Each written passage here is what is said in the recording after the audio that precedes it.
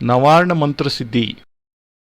मार्कंडेय ने कहा है कि हम और जो हम जिस प्रदेश में रहते हैं वह प्रदेश अपने आप में ही पूर्ण आर्यावर्त है। हमारा सारा शरीर अपने आप में आर्यावर्त है और इस शरीर को समझने की क्रिया अपने आप में अत्यंत महत्वपूर्ण है। सुबह मैंने प्रवचन में आपको एक सतोवन के बारे में समझाया और ये बताया कि स्वर्गारोहण अपने आप में ही जीवन की एक महत्वपूर्ण घटना है। यदि आप कभी बनारस जाएं या इलाहाबाद जाएं तो वहां दोनों स्थानों पर अक्षय वट है और वहां पर आज से 100 साल पहले उस अक्षय वट पर चढ़ करके व्यक्ति नीचे कूद करके अपने प्राणों को समाप्त कर देते थे, इसलिए कि वे अक्षय वट से कूद करके यदि मृत्यु को प्राप्त होते हैं तो सीधे स्वर्ग में जाते हैं, ऐसी उनकी मान्यता थी। और मीरा के एक गीत में कहा गया है कि करवत लूंगी काशी, मैं काशी में जाकर के अपने शरीर को कटाना चाहती हूं। वहां पर एक समय बहुत बड़ी आरी होती थी, जैसे लकड़ी को काटते हैं, और उस आरी पर व्यक्ति लेट जाता था और दूसरी आरी से पूरे शरीर को काट डालता था और उनकी ऐसी मान्यता थी कि इस प्रकार से भी स्वर्ग प्राप्त हो सकता है। मगर ये सब कुछ बाद में भक्ति काल में ये सब तथ्य स्पष्ट हुए। सुबह मैं जो कुछ बता रहा था कि उस भगवती तपोपंथ, उस तपोवन में, उसके प्रसिद्ध और अद्वितीय मंदिर में जब मैं बैठा तो कुछ ऐसा लगा कि जैसे वास्तव में ही पूरा जीवन मेरे सामने साकार हो गया है। यद्यपि उससे पहले मैं अपने जीवन के कई ऐसे सत्य जिनको हमने ब्रह्म सत्य कहा है, जिसको सूत्र सत्य कहा है, जिसको आत्म सत्य कहा है, जिसको वेदांत सत्य कहा है, जिसको तथ्य कहा है, उन सारे सूत्रों को, उन चिंतनों को, उन साधनाओं को मैं समझा था, उनके सूत्रों को समझा था, उनके भाष्यों को समझा था और उस नवार्ण मंत्र को पूर्ण रूप से आत्मसात किया था। मगर मैं आपको यह बात बताऊं कि नवार्ण मंत्र को पूर्ण प्रामाणिक ढंग से और चैतन्य ढंग से, सजीव ढंग से मैंने उसी मंदिर में समझा। यद्यपि इससे पहले उस दुर्गा सप्तशती को पूर्ण कंठस्थ किया था और इतना कंठस्थ था कि यह पूरा मार्कंडेय पुराण कंठ में समाहित था। आज भी उस मार्कंडेय पुराण को प्रारंभ से अतः से लगा करके इति तक मैं निश्चित रूप से सुना सकता हूं एक ही सांस में। मगर इतनी साधनाओं के बाद भी इस छोटे से नवार्ण मंत्र की पूर्ण विराटता में से ही समझ पाया था। उस विराटता का बोध मुझे उस मंदिर में ही हुआ। और क्यों हुआ? मैं सुबह एक बातचीत में आपके प्रवचन में अंतर्गत एक बात, अपने तथ्य को, क्योंकि गुरु का तात्पर्य यह होता है कि अपने जीवंत और शाश्वत अनुभवों को अपने ही अनुभवों से पका करके, देख करके फिर अपने शिष्य के सामने स्पष्ट करें। और मैं सुबह इस बात को स्वीकार करने मुझे कोई संकोच नहीं था कि मैं उस स्वर्गारोहण की जो सीढ़ियां, बर्फ की ऑटोमेटिकली सीढ़ियां हैं, उस सीढ़ियों पर चढ़ने का मैंने प्रयास किया। यह देखा कि कितना चढ़ सकता हूं। यदि स्वर्ग है तो वास्तव में स्वर्ग है या केवल क्या तथ्य है, और ये सीढ़ियां प्रकृति की बनी हुई हैं तो कितनी सीढ़ियों पर चढ़ सकते हैं। एक आदमी की जिजीविषा होती है, एक आदमी की अदम्य भावना होती है, लालसा होती है, एक इच्छा होती है, और इच्छा के वश में होकर के, अपनी भावनाओं के वश में होकर के वह सब कुछ करने की कोशिश करता है। और मैंने कहा कि सुबह एक सीढ़ी पर तो मैंने पांव रखा और अपने पूरी ताकत, अपनी पूरी क्षमता, आप कल्पना करें कि उस समय जवानी का पूरा प्रवाह मेरे साथ था, पूरा जोश था, और उस पूरे प्रवाह और जोश के साथ में दूसरी सीढ़ी पर चढ़ा तो सही, मगर तीसरी सीढ़ी पर नहीं चढ़ पाया। मुझे इस बात को स्वीकार करने में कोई संकोच नहीं है। मैं आपको ऐसा नहीं कह सकता कि 15 सीढ़ी चढ़ गया, 20 सीढ़ी चढ़ गया, मैं चढ़ ही नहीं पाया। और मेरे मानस में एक चिंतन आया कि ऐसा क्यों हुआ, क्या बात है, क्यों नहीं चढ़ पा रहा हूं। जब मैं इतना पूरे 27 मील के हिमखंड को पार करके जब मैं यहां आ सकता हूं, और ऐसे हिमखंड जो बिल्कुल 2-2 क्षण में टूटते हैं, जो सूर्य की गर्मी पड़ती है तो खड्ड बन जाते हैं, और ऐसे खड्ड कि पीछे भयंकर खड्ड है, और हम जिस उस बर्फ के टीले पर, बर्फ के प्रदेश पर हैं, वहां से आगे चल रहे हैं और दूर से आगे खड्ड बन जाता है। न आप पीछे जा सकते हैं न आगे जा सकते हैं। बिल्कुल एक ऐसी स्थिति में जहां पर व्यक्ति को महसूस होता है कि मृत्यु क्या है, जीवन क्या है।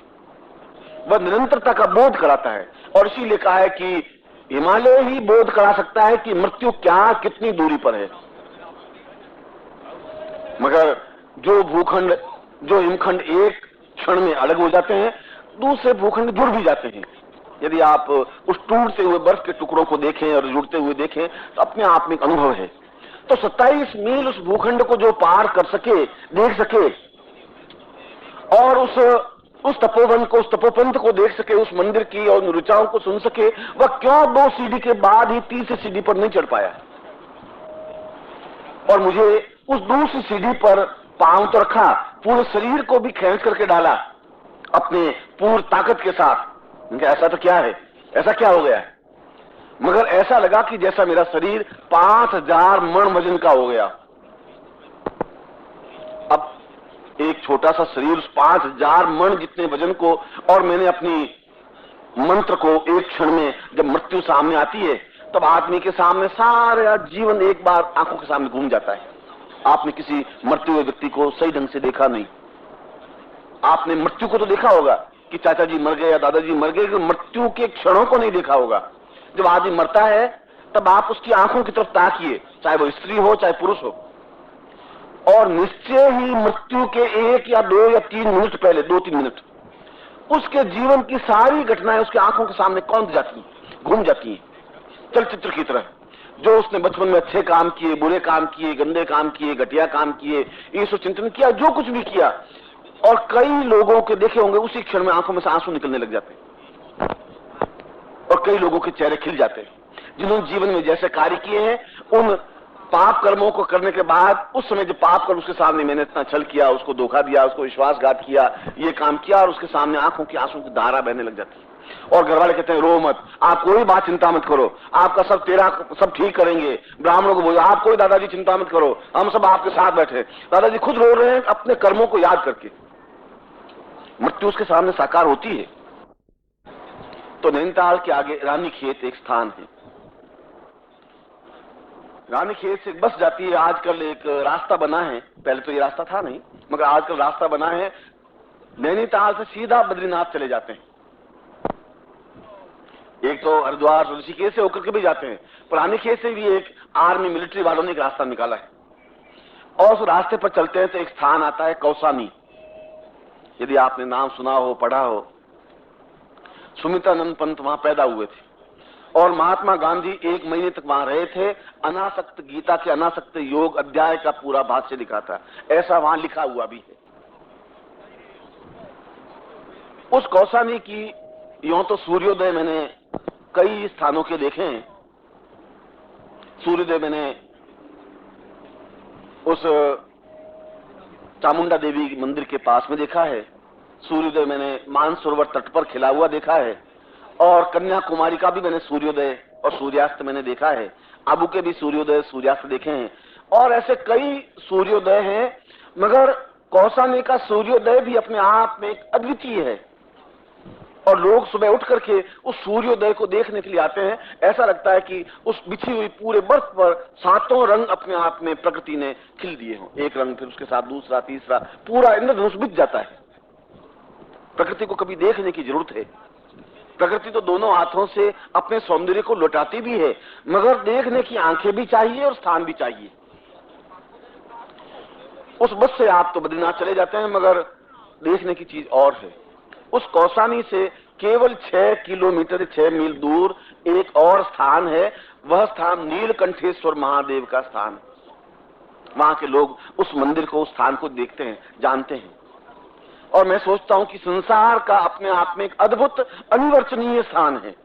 ठीक वैसा ही जैसा मैंने सतोवन में जो वातावरण देखा, वहां पर जैसी वेद की ऋचाओं को मैंने अपने कानों से स्वतः प्रकृति निर्मित उन ऋचाओं को सुना, और जिस प्रकार से नवाण मंत्र का मूल भाष्य जो भी मैं आपके सामने स्पष्ट कर रहा हूं समझ में आया, ठीक वैसा ही वातावरण वहां पर भी उस नीलकंठेश्वर स्थान के आसपास भी देखने को मिलता है। यदि वहां नहीं जा सके तो यहां तो जा ही सकते हैं। ठीक वैसा ही और मानसरोवर जिस प्रकार का मूल मानसरोवर है उसका अगर लघु रूप बना दें तो ठीक वैसी झील, प्रकृति निर्मित झील और स्वतः बर्फ से निर्मित अद्भुत अनिवर्चनीय शिवलिंग। मैं सोचता हूं कि अपने जीवन में मैंने तो सैकड़ों बर्फ से बने हुए शिवलिंग देखे हैं, केवल अमरनाथ की गुफा में नहीं देखा। इसके अलावा भी उस राक्षस ताल के पास भी शिवलिंग बना हुआ देखा है, जो रोज बनता है, 51 फुट 52 फीट ऊंचा और रोज मिटता है। कहते हैं कि रावण स्वयं राक्षस ताल के पास बैठ करके उस भगवान शिवलिंग, बर्फ के शिवलिंग को बनाता है, पूजन करता है, रोज विसर्जित करता है। और ऐसे मैंने शिवलिंग देखा है उस मानसरोवर के पास, राक्षस ताल के पास। मगर इन सारे शिवलिंगों की अपेक्षा वह शिवलिंग अपने आप में अद्वितीय है। और अद्वितीय ये कि बाकी सारे शिवलिंग मैंने श्वेत बर्फ के बने हुए देखे, चाहे वह सतुवन में देखा हो, चाहे मानसरोवर के पास में देखा हो, चाहे अमरनाथ की गुफा में देखा हो। मगर उस नीलकंठेश्वर महादेव का जो स्थान है, अत्यंत रास्ता तो बियड़ है, एक बहुत हल्की सी पगडंडी है और वहां के व्यक्तियों से पूछें तभी आप जा सकते हैं। और बीच की जो घाटी है वह बहुत चढ़ाई की है और मैं सोचता हूं कि बहुत कठिन चढ़ाई की। यदि आप यमुनोत्री जाएं तो आपको जैसा मालूम पड़े कि वो जितनी कठिन चढ़ाई है, करीब आधा किलोमीटर मील, ऐसी करीब 2-2.5 किलोमीटर की चढ़ाई है, बड़ी डिफिकल्ट चढ़ाई है। मगर इतनी डिफिकल्ट नहीं है, इतनी कठिन नहीं है कि आदमी जा ही नहीं सके और इतनी ऊंचाई पर भी नहीं है कि आदमी पहुंच नहीं सके। मगर वो 2-2.5-3 किलोमीटर चल करके उस पहाड़ों के मध्य में 7 पहाड़ हैं हिमालय के। हिमालय के 3 भाग हैं, सर्वोच्च भाग, मध्य भाग, अंत्य भाग। अंत्य भाग को तो हम देखते ही हैं, गढ़वाल में चले जाएं आप, टिहरी चले जाएं, ये सब अंत्य भाग में है। मध्य भाग में काश्मीर का सारा प्रदेश मध्य भाग में, और सर्वोच्च भाग जो हिममंडित है, हिमालय के ऊपर, जिसको हिमालय जिसको कहते हैं, इस मध्य भाग में वह नीलकंठेश्वर स्थान है। वहां के लोग उसको नीलाउत कहते हैं। यदि आप नीलकंठेश्वर महादेव पूछेंगे तो कोई नहीं बता पाएगा, मगर वहां नीलाउत कहते हैं। और यदि पूछें वहां कौसानी को कि हमें नीलाउत जाना है, तो 4 बार तो वो आपको देखेंगे, फिर आपके शरीर को और आपके पैरों को और आपके हाथों को देखेंगे, फिर वो कोई चलने के लिए तैयार हो जाए तो चलने के लिए तैयार हो जाए। मगर जाना तो जरूर चाहिए जीवन में। वह पूरा करीब 8-9 फीट, 10 फीट, 11 फीट, ये जितनी मेरी छत है, इस छत जितना बर्फ का शिवलिंग, पूरे नीले रंग के बर्फ से बना हुआ शिवलिंग, अद्भुत, अपने जीवन में मैंने देखा नहीं है। मैंने तो स्विट्जरलैंड में भी, जहां पर कि टिटनिस ले जाते हैं, वहां पर भी उस शिवलिंग को देखा है, बर्फ के बने हुए स्वतः, जहां बर्फ प्रकृति काम करती है तो वहां भी बनते हैं। मगर बर्फ तो स्वच्छ होती है, सफेद होती है, नीले, बिल्कुल नील वर्ण का, जैसे आपने माला देखी, बिल्कुल ऐसा। और ऐसी बर्फ, उसके आसपास का सारा प्रदेश सफेद है, सारी भूमि सफेद बर्फ से ढकी हुई है, सारा बर्फीला रास्ता है।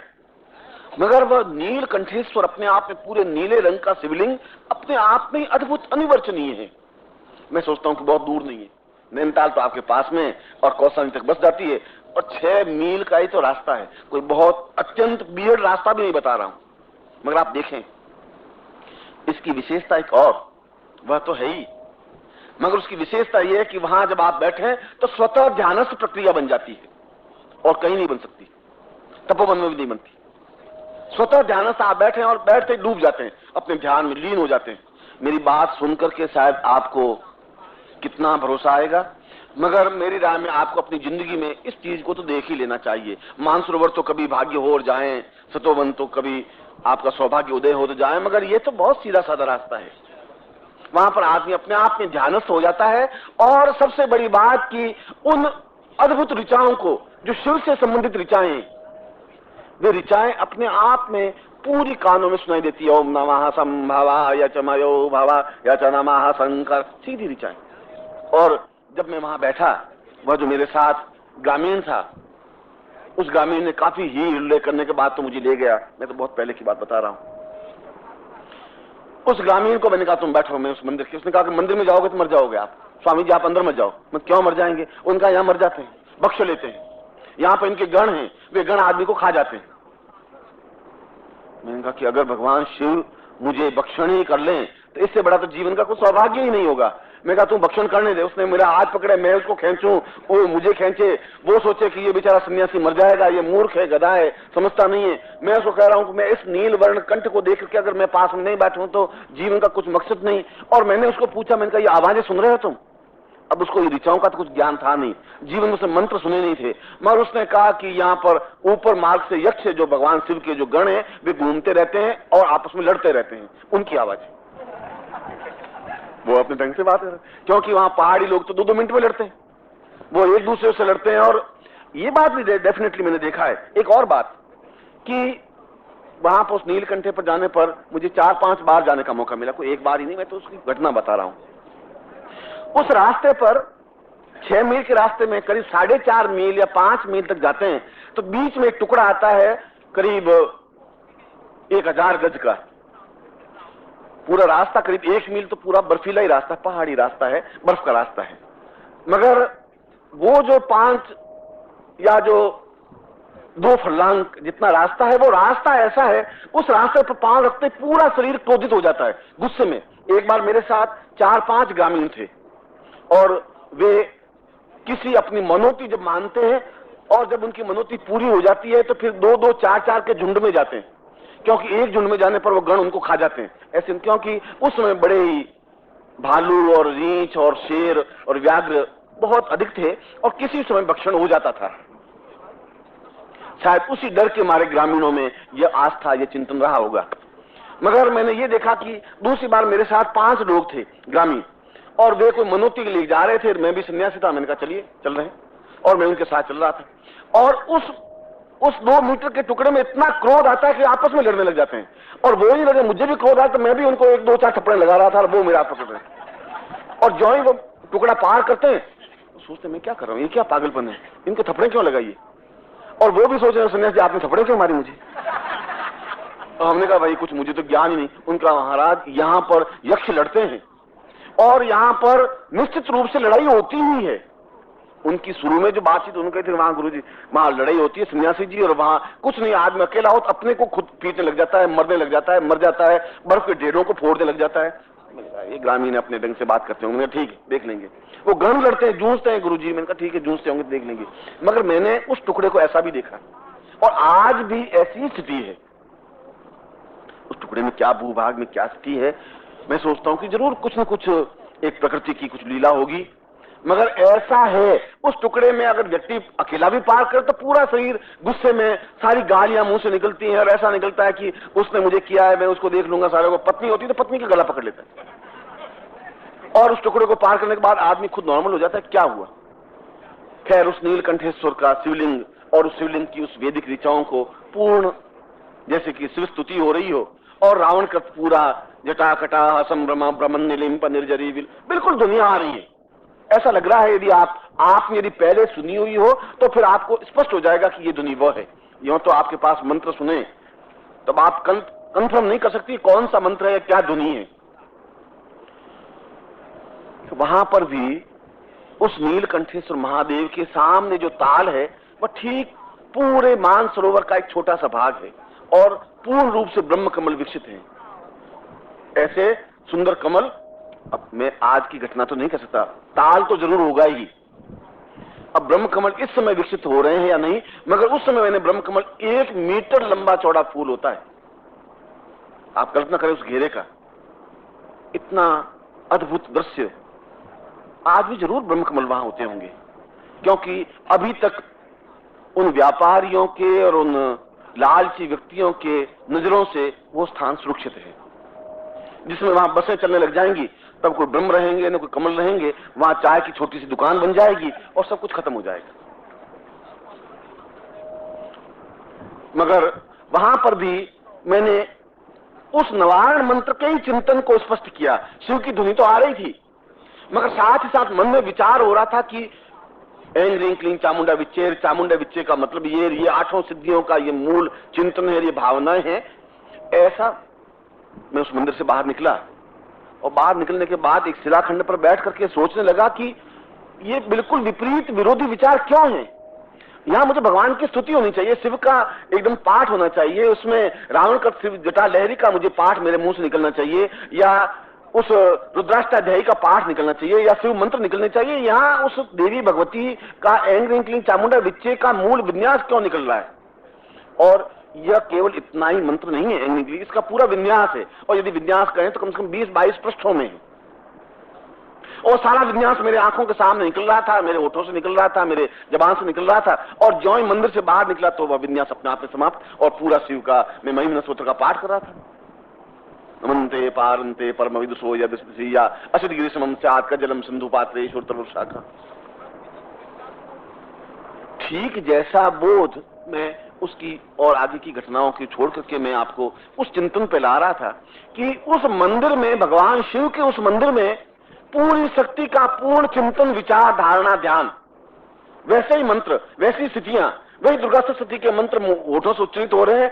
और मैं गारंटी के साथ कह रहा हूं कि यदि आप बैठते हैं तो आपके मुंह से क्या दुनिया निकल रही है आपको खुद को पता नहीं होगा। टैप रिकॉर्डर पास में और वापस घर आके सुने और किसी पंडित से सुनावे तो आपके मुंह से बिल्कुल स्पष्ट ऐसी दुनिया जो भगवती देवी से और नवायण मंत्र से और नवायण साधना से संबंधित होंगी। आज के युग में भी ऐसे स्थान हैं जो अपने आप में अत्यंत दिव्य और पवित्र और चेतना युक्त हैं। मैं उस सतोपंथ के वहां पर उस जब बहुत भारी हो गया और वापस मंदिर में बैठा तो पूरे में 24 घंटे करीब करीब बैठा। 24 घंटे नहीं तो 20-21 घंटे बैठा। 5-7 घंटे बैठा, फिर मैं घूमा, आसपास घूम करके देखा, फिर मैं 2-3 घंटे के लिए बैठा, मगर मुझे वहां से हटने की इच्छा नहीं हो रही थी। और वहां पर भी उस नवायण मंत्र का ही पूरा चिंतन चल रहा था। संघर्षपूर्ण दीक्षा। मुझे शाम को प्रवचन किया और प्रवचन के अंत में कहा कि मेरे प्रवचन का सार यह है कि आप प्रयत्न करें, आप जाकर के अपना कार्य करें, आपको जरूर ही सफलता मिलेगी।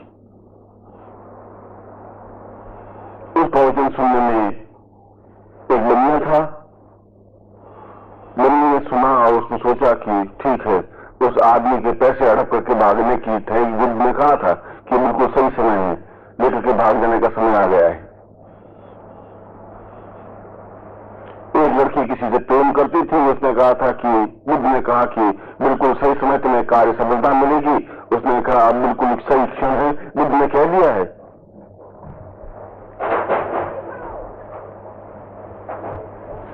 और वह अपने प्रेमी को लेकर के भाग गई। एक वेश्या ने नहीं सुना प्रवचन को और कहा, बुद्ध ने कहा आज तुम जाते ही ग्राहक मिल जाएगा, तुम्हें कार्य सफल हो जाएगा, तुम जाओ अपना कार्य करो। जब बुद्ध ने कह दिया है तो चिंता की बात ही नहीं है। उन्होंने जाकर के उसे गया और उसको ग्राहक मिल गया। ये तो तुम्हारे सोचने स्तर की बात है। बुद्ध ने किसी तीनों को अलग अलग कोई बात नहीं कही थी। उनका तो एक कार्य था कि तुम अपने जीवन पर थोड़ा आगे बढ़ सको। इसलिए मैंने कहा कि मैं जो आपको दीक्षा देने जा रहा हूं, इसका मूल्य और महत्व आप आज की पीढ़ी नहीं आंक सकेगी। जो मैंने प्रवचन दिए हैं, जो मैंने ज्ञान दिया है, जो मैंने चिंतन दिया है, उसका भी मूल्यांकन आप नहीं कर सकोगे।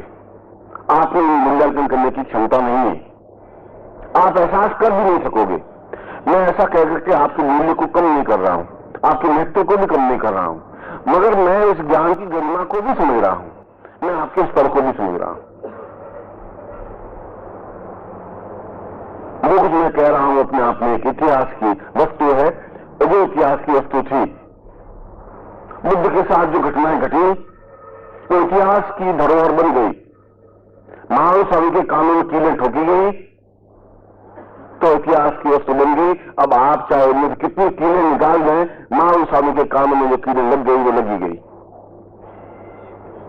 ईसा मसीह के हाथ पैरों में जो कीलें ठोक करके उनको समाप्त कर दिया गया, वो इतिहास की घटना बनी गई। और जो कुछ भी आपके मेरे बीच में घटित हो रहा है वह इतिहास की घटना तो बन ही रही है। वह इतिहास आने वाली पीढ़ियां पढ़ेगी, तुम नहीं पढ़ पाओगे। वो आने वाली पीढ़ियां आपको शाबाशी भी दे सकती है, आने वाली पीढ़ियां आपको धिक्कार भी कर सकती है। इसलिए कि आप एक अत्यंत महत्वपूर्ण क्षण के किनारे बैठे थे, आप उसका लाभ नहीं ले पाए। उस पीढ़ियों को इस बात का अफसोस होगा।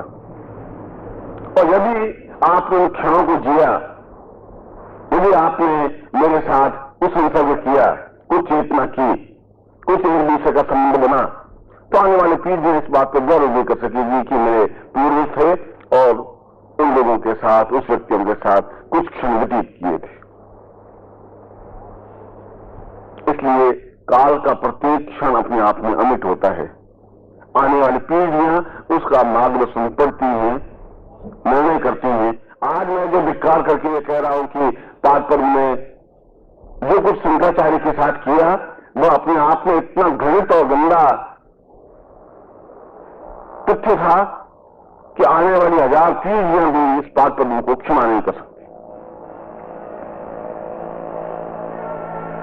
तो दयानंद को जोधपुर में जो जहर दे दिया गया, समाप्त कर दिया गया, वो पीढ़ियां उस व्यक्ति को क्षमा इस जिंदगी में नहीं कर सकती। वो तो काल की एक अमिट निशानी बन जाती है। इसलिए जब मैं आपको ये बात कहता हूं तो आपको थोड़ा अटपटा लगता है, अचरज भरा लगता है। ये अचरज भरा आपको भी लगता है, ये अचरज भरा बुद्ध के प्रवचन सुनने वाले लोगों को भी लगा था कि आदमी क्या कह रहा है, ऐसा संग में जाने से क्या होगा। ये महावीर स्वामी के जीवन काल में भी महावीर स्वामी को सैकड़ों गालियां देने वाले श्रोता थे, जो सुनते थे और खड़े होकर गालियां देते थे। और महावीर स्वामी कहते थे कोई बात नहीं, एक क्षण ऐसे आओगे जब तुम मुझे पूजन करोगे, मुझे चिंतन करोगे, मेरा विचार करोगे। वो क्षण बीत गया, इतिहास की वस्तु बन गई। एक हमारे जिंदगी में, एक शिष्यों की जिंदगी में काला पृष्ठ जुड़ गया, उसको तुम बोल नहीं सकते। शिष्य वर्ग तो रहेगा, आज भी रहेगा, तुम्हारे जाने के बाद में शिष्य तो रहेगा। जब 25,000 वर्षों से शिष्य वर्ग रहा है, तो अगले 25,000 वर्षों तक शिष्य वर्ग रहेगा। मगर वे शिष्य वर्ग उस बीते हुए काले पृष्ठ को उज्जवल नहीं बना सकेंगे।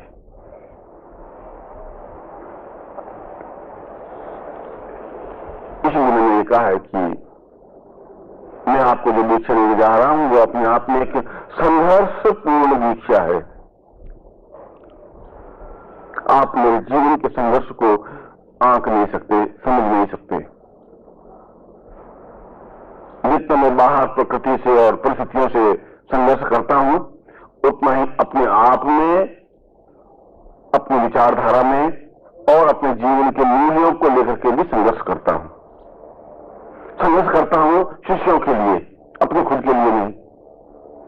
कल भी मैंने कहा था कि मेरा खुद का जीवन, मेरे खुद के कोई क्षण अपने क्षण है ही नहीं। मैं तो किसी क्षण आराम से सो भी नहीं सकता, बैठ भी नहीं सकता, बात भी नहीं कर सकता। मैं बात करूंगा, कौन किसी से आके खड़ा हो जाएगा, गुरु जी ऐसा काम है। मैं सोचूंगा, कौन कोई इसी से आके जगा देगा कि ऐसी समस्या है।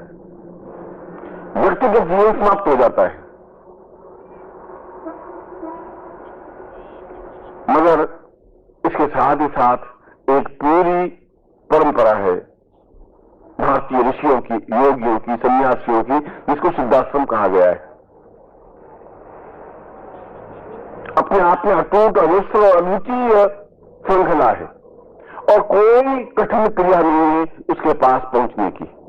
सिद्धाश्रम जाने की अपने आप में अजूबा, अपने आप में अद्वितीय चीज ऐसी नहीं है। आप में से कोई भी व्यक्ति वहां पहुंच सकता है, अपनी आंखों से देख सकता है, खुली आंखों से, अपने शरीर के साथ, अपने चिंतन के साथ, अपने विचारों के साथ, अपनी भावनाओं के साथ। मैं हम जीवन में एक बार देखें तो सही। जब गुरु जी ऐसा कह रहे हैं कि ऐसा है लोक, तो उस लोक को भी एक बार परख लिया जाए, देख लिया जाए। और उस लोक को परखने के लिए या तो हमारी साधनात्मक ऊंचाई इतनी ऊंची हो कि हम वहां तक पहुंचे ही, कोई रोक नहीं सके, या फिर किसी का ऐसा हाथ थमा हुआ हो जो हमें हाथ पकड़ करके वहां ले जा सके और दिखा सके।